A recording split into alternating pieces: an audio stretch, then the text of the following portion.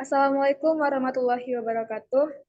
Waalaikumsalam warahmatullahi wabarakatuh. Kami dari kelompok 4 akan mempresentasikan tugas akhir kami yang berjudul Interferometer Michelson.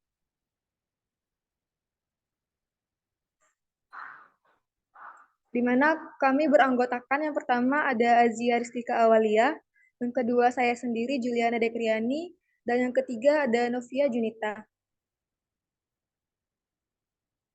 Untuk konteks pembahasan kami pada hari ini yaitu yang pertama pendahuluan, yang kedua metode, yang ketiga hasil dan diskusi, dan yang keempat kesimpulan. Untuk materi pertama itu pendahuluan akan saya jelaskan sendiri.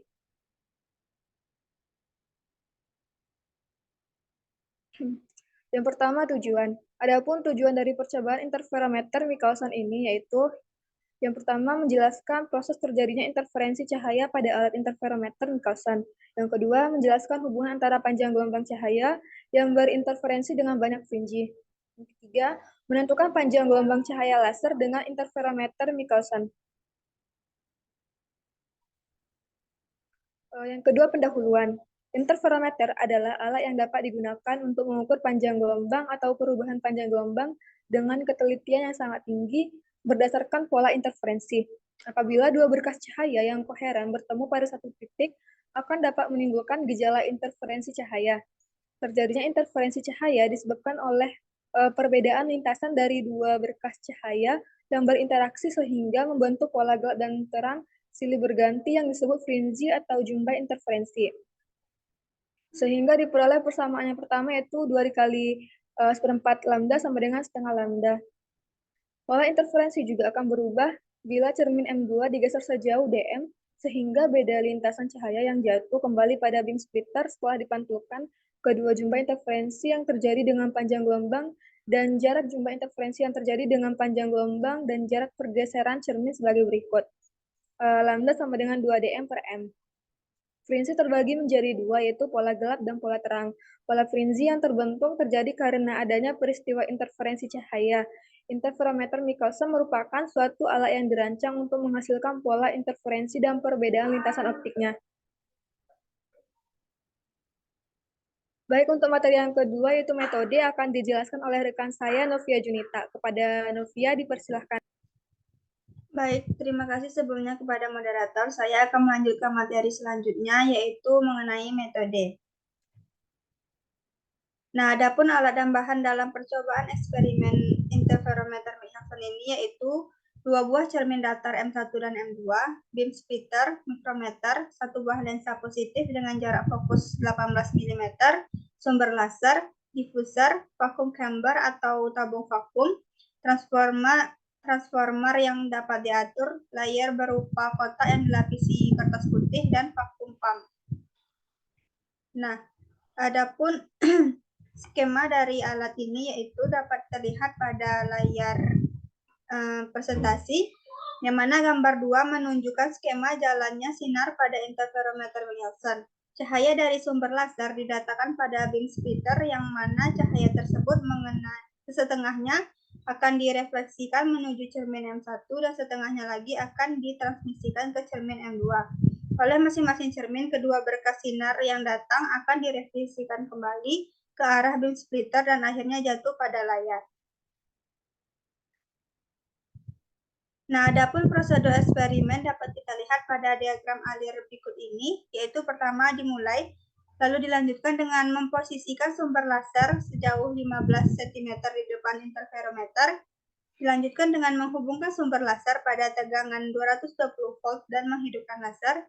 Selanjutnya yaitu mengatur beam splitter agar sesumbu dengan cermin M2 dan membentuk sudut 45 derajat dengan cermin M1 dan M2.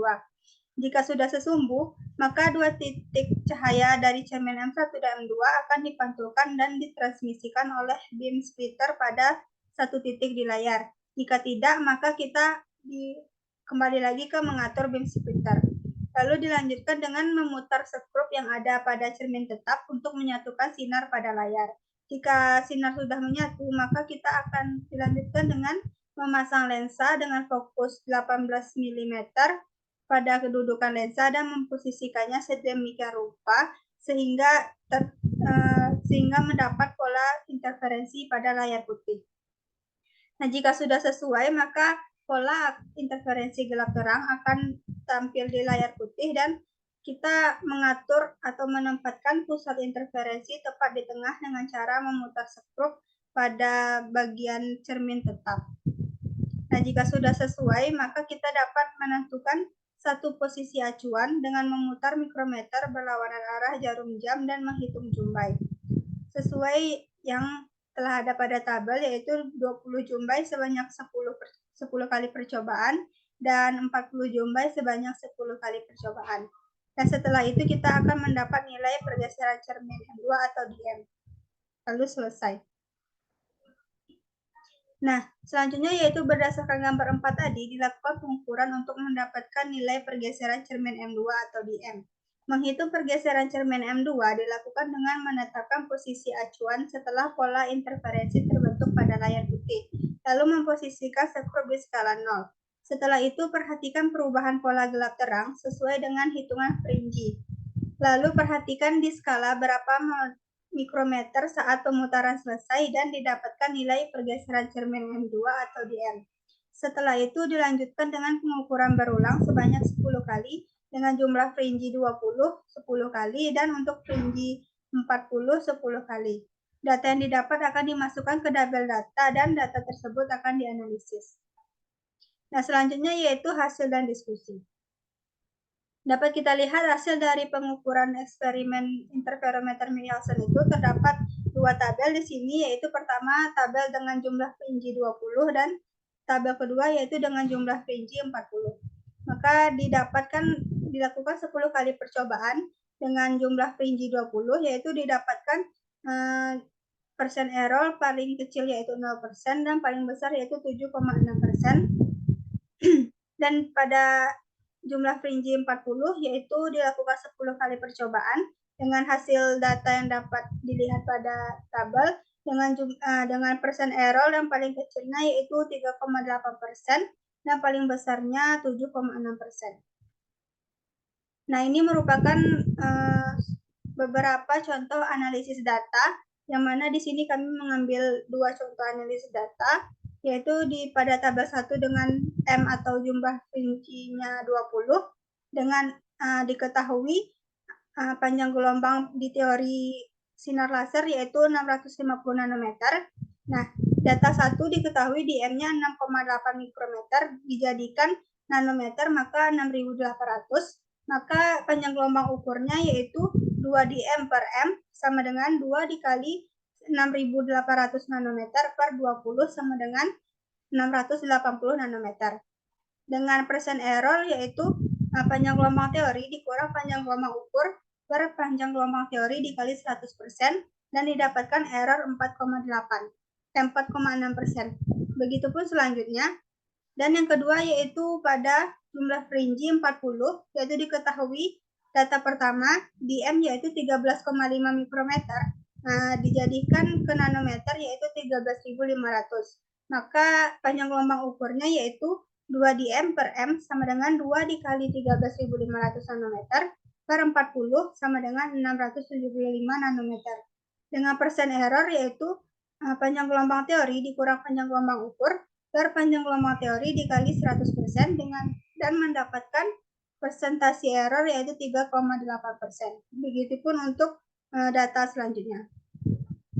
Nah, itu yang dapat saya sampaikan. Saya kembalikan ke moderator.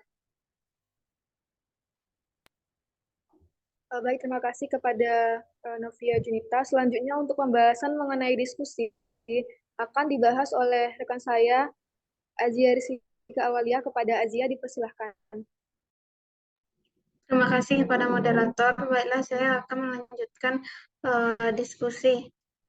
Cara mendapatkan pola interferensi, pastikan cahaya laser jatuh pada cermin M2 dan memantul kembali ke sumber laser dengan mengatur letak interferometer, lalu mengatur beam splitter hingga membentuk sudut sekitar 45 derajat dengan cermin M1 dan M2.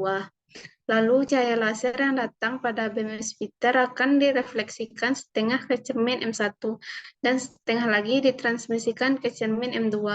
Lalu dari kedua cermin tersebut, sumber laser akan ditransmisikan kembali ke beam splitter hingga akhirnya jatuh pada layar. Setelah kedua sinar jatuh pada layar, maka satukan sinar laser tersebut hingga berhimpit dan berkedip-kedip sedikit. Tanda sudah menyatu. Dengan cara mengatur pada posisi dengan memutar sekrup vertikal dan horizontal yang ada pada cermin tetap.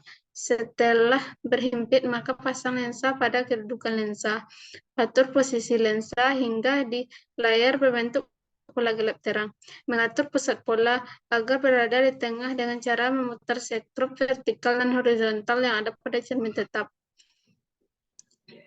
Pada percobaan interferometer Michelson, praktikum perlu melakukan pengamatan terhadap pola interferensi yang ditampilkan pada layar putih, serta melakukan pengukuran dengan membaca skala yang ditunjukkan pada alat mikrometer yang diputar sesuai dengan jumlah jumbai atau fringi yang ditetapkan, yaitu 20 dan 40 jumbai.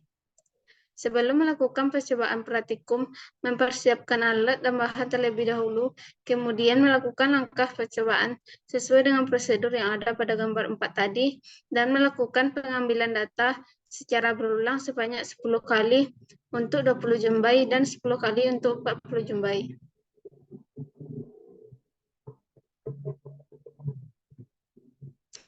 Secara teori, cahaya merah memiliki panjang gelombang sebesar 650 nanometer, lalu pada percobaan didapatkan data yang bervariasi. Jumlah jumbai tidak mempengaruhi panjang gelombang, karena setiap pertambahan jumbai maka pergeseran cermin M2 atau DM juga akan bertambah. Karena yang bersumber yang digunakan merupakan laser merah, maka panjang gelombang sesuai teori akan memiliki nilai yang mendekati panjang gelombang cahaya merah, yaitu 650 nanometer. Pada percobaan pertama, dengan jumlah jumbai 20 didapatkan rata-rata panjang gelombang yaitu 687 nanometer.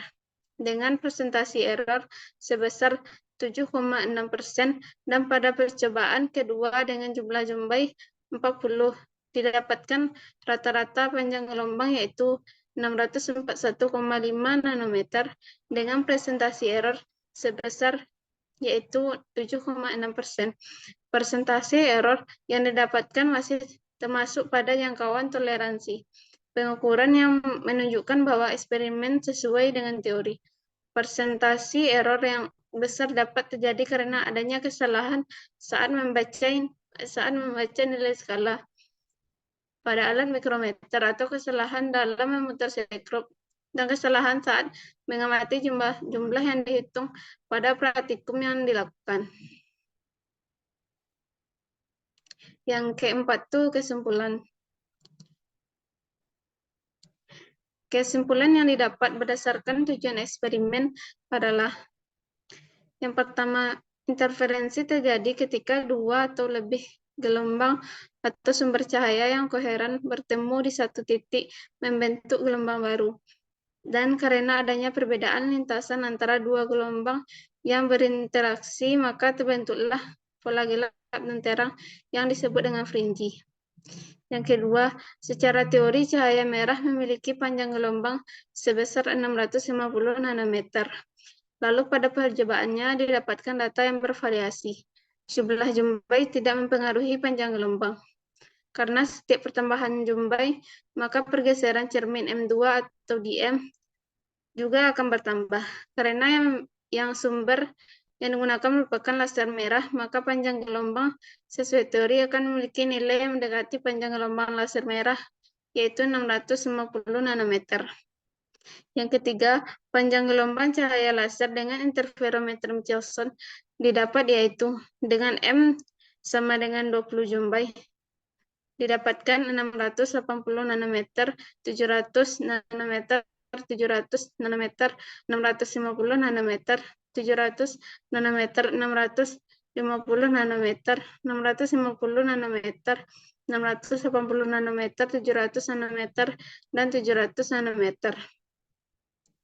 dengan M sama dengan 40 didapat 675 nanometer, 675 nanometer, 625 nanometer, 600 nanometer, 600 nanometer, 675 nanometer, 675 nanometer, 690 nanometer, 600 nanometer, dan 600 nanometer. Saya kembalikan kepada moderator. Baik, terima kasih kepada Zia. Demikian saja presentasi dari kelompok kami mengenai interferometer Michelson. Apabila ada kekurangan ataupun salah kata, kami mohon maaf. Saya tutup dengan Assalamualaikum warahmatullahi wabarakatuh. Waalaikumsalam warahmatullahi wabarakatuh.